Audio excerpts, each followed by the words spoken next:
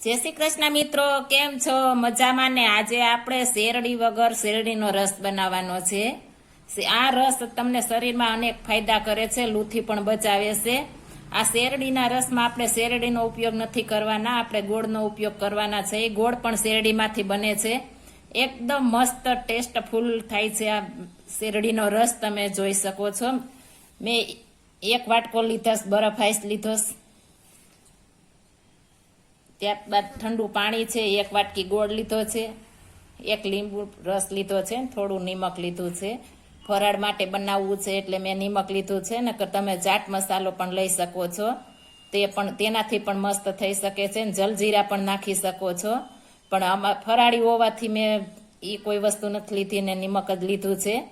એકદમ મસ્ત આ બને છે. તમે એકવાર જરૂર ટ્રાય મારજો. જો બહાર ગયા હોય ને તડકેથી આવ્યા હોવ તો તમે આ 1 ગ્લાસ પી લેશો તો તમને પેટમાં બળતરા બંધ થઈ જશે અને લૂ પણ નહીં લાગે. બહાર જવું હોય ત્યારે પી લેશો તો લૂ નહીં લાગે.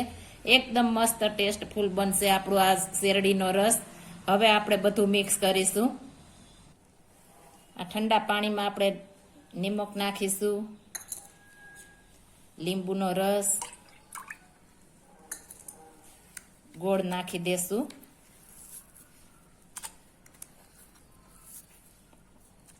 આ ગોળ ખાવાથી આપણે કેલ્શિયમ મળે છે, લોહીના ટકા વધે છે. ગોળ શરીરમાં આપણે ઘણા બધા ફાયદા કરે છે. બરફ નાખી દેશું.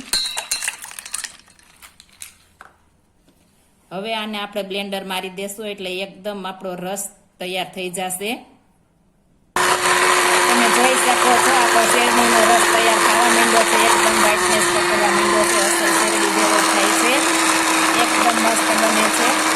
આ બ્લેન્ડરમાં એટલે એકદમ મસ્ત થઈ જશે.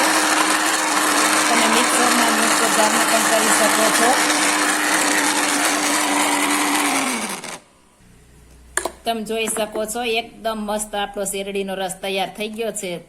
બ્લેન્ડર માર્યું તો આપણે જેવો સિચોડે રસ શેરડીનો પીવા જાય એવો જ મસ્ત બને છે. અને ગુણકારી પણ એટલો છે. શરીરમાં અનેક ફાયદા કરે છે ગોળ, આપણે નુકસાન નથી કરતું. અને મેં દેશી ગોળ નાખ્યો છે. આ જો તમે રોજે 1 ગ્લાસ પીશો તો તમને જરા પણ લૂ નહીં લાગે. તડકે જાશો તો એકદમ મસ્ત બને છે. અને તમને શરીરમાં ગરમી પણ નથી થતી, ઠંડક આપે છે. આ એકદમ મસ્ત એટલો રસ બને છે. તમે જોઈ શકો છો. હવે આપણે ગ્લાસ ભરીશું. તમે જોઈ શકો છો એકદમ શેરડીનો રસ એવો રસ બન્યો છે. તો જરૂર એકવાર ટ્રાય મારજો. આ એકદમ મસ્ત બને છે.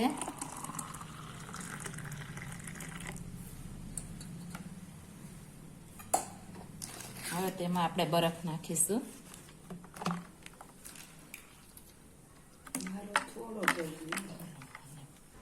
જો આ મારી રેસીપી પસંદ આવી હોય તો મારી ચેનલને લાઈક, શેર અને સબસ્ક્રાઈબ કરી દેજો. ફરી મળીશું નવી રેસીપી લઈને. જય શ્રી કૃષ્ણ.